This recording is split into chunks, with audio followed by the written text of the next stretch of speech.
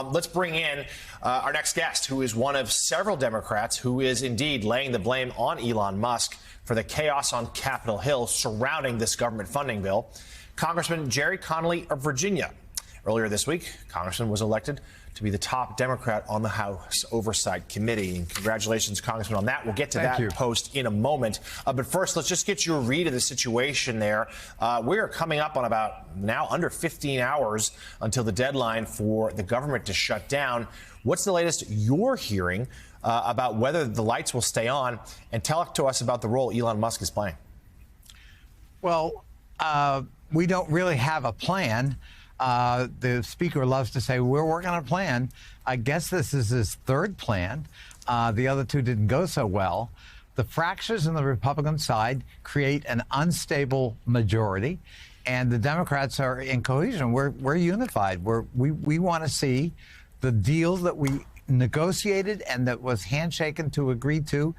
We want to see that passed. So they've got a tough job trying to get Democrats to vote for this. And I think, frankly, a huge difficulty in getting those 38 Republicans to stand down and change their minds. Given the rhetoric on the floor last night about that bad plan, I think that's going to be very difficult to do. With respect to Elon Musk, this is unprecedented.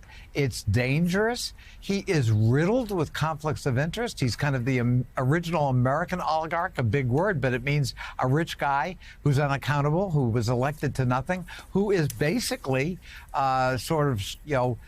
overshadowing the actual president-elect of the United States, Donald Trump.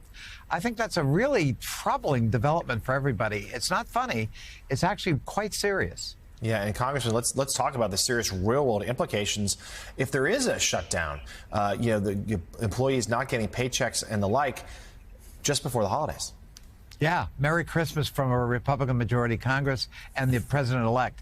You got to remember, we actually have Republicans calling for a shutdown. No Democrat wants a shutdown, but we have Republicans on public record saying, no, let's have at it. And there are people in the Trump orbit who are also basically saying, let's do it now. Even Trump said, let's do it on Biden's watch, not my watch. Well, it's still a Trump shutdown any way you look at it. And, he's got history. He had the longest shutdown in American history, 35 days. It didn't work out well. So, Congressman, as mentioned, you've become the ranking member of the Oversight Committee, besting Congresswoman Alexandria Ocasio-Cortez in doing so. What is your two-part question here? What are your hopes for the post? But secondly, what do you say to Democrats, progressives, who had hoping for this moment after November's electoral defeat to change, to sort of a generational change in the party? Well, I think I do represent change. I've never had a shot at this. And I've got, a 16-year record of progressive voting and progressive actions. So I'm not somehow outside that camp.